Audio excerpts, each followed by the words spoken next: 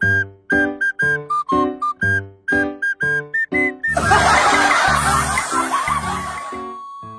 saya pada janji kampanye Bapak untuk akan mengejar koruptor sampai ke Antartika. Dan baru-baru ini Bapak juga bertekad lagi, saya nggak tahu ini metafor atau beneran, akan menempatkan para koruptor ini di pulau terpencil yang dikelilingi hiu.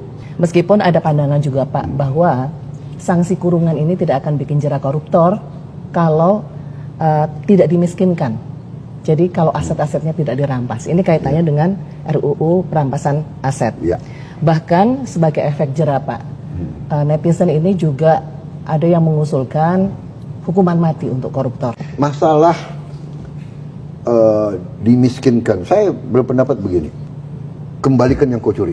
Kerugian negara yang dia timbulkan, ya harus dikembalikan. Makanya aset-aset pantas kalau negara itu menyita. Tapi kita juga harus adil kepada anak istrinya. Kalau ada aset yang sudah milik dia sebelum dia menjabat umpamanya, atau sudah ya nanti para ahli hukum suruh bahas apakah adil anaknya menderita juga gitu. Iya kan? Karena dosa seorang tua sebetulnya kan tidak boleh diturunkan ke anaknya, kira-kira kan begitu. Tapi ini saya minta masukan dari ahli-ahli hukum. Hanya memang benar harus ada suatu sikap jera, karena kadang-kadang dengan kekuatan uang, okelah aku ditangkap, okelah aku masuk pengadilan, paling saya dikasih 6 tahun, nanti 6 tahun saya jalankan 3 tahun, habis itu saya keluar. Ya. Dan selama 3 tahun saya juga nanti bisa sogok pejabat ini, pejabat itu, sehingga saya mungkin tiap 5 hari saya keluar. Saya memang mengatakan ke aparat hukum, kalau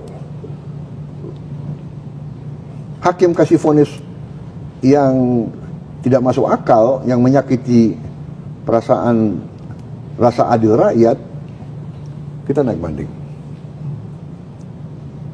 Dan kita berhasil berapa kali, iya kan? Benar nggak? Ada kasus berapa triliun dia hilangkan, hanya dapat berapa tahun itu? Ya, Harvey Muiz Pak. Iya. Dan ada yang lebih parah, ada yang lolos sama sekali. Ini saya suruh kejar ini delik-delik hukumnya. Jadi ini masalah serius. Ini benar. Rakyat geram. Jangan rakyat geram. Saya yakin kalian semua geram semua. Kalian mengerti, ya kan? We are not stupid, benar nggak? Kalau kasus dia hilangkan 100 triliun, dapat 6 tahun, ini kan nggak masuk akal. Sebenarnya kalau bisa kita tidak hukuman mati. Karena hukuman mati itu final. Padahal mungkin saja kita yakin 99,9% dia bersalah. Mungkin ada satu masalah yang ternyata dia korban, atau dia di frame, atau dia itu loh.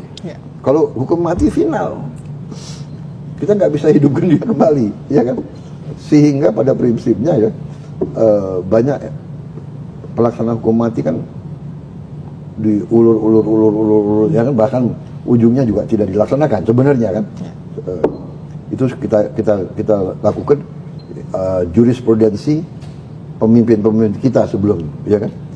Bung Karno tidak melaksanakan, berapa orang yang dihukum mati, Pak Harto tidak laksanakan, berapa orang dan seterusnya.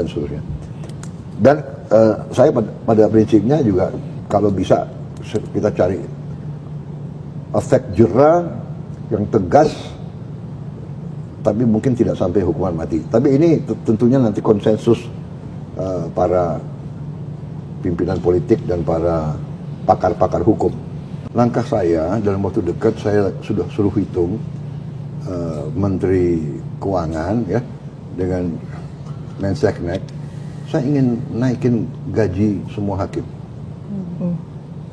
Saya ingin naikin gaji skala signifikan semua hakim. Saya hitung-hitung mampu kita. Ya jadi memang apa ya, hasil efisiensi gitu. Kalau tidak salah ya, untuk meningkatkan signifikan semua hakim mungkin butuh 12 triliun ya, nggak sampai 20 triliun. Penghematan perjalanan dinas ke luar negeri bisa naikin gaji seluruh Indonesia, semua gaji, dan signifikan. Nanti saya dimarahin juga, kok hakimnya dinaikin signifikan, kami gimana? Ya tapi hakim dulu mungkin ya, karena hakim kita harus dibikin begitu terhormat dan begitu yakin sehingga dia tidak bisa disuap. Saya juga kasih petunjuk, hakim harus punya rumah dinas yang layak. Ya maksud saya ya, karena kita tahu penjara kadang-kadang dengan kekuatan uang dia tiap malam bisa keluar jalan-jalan.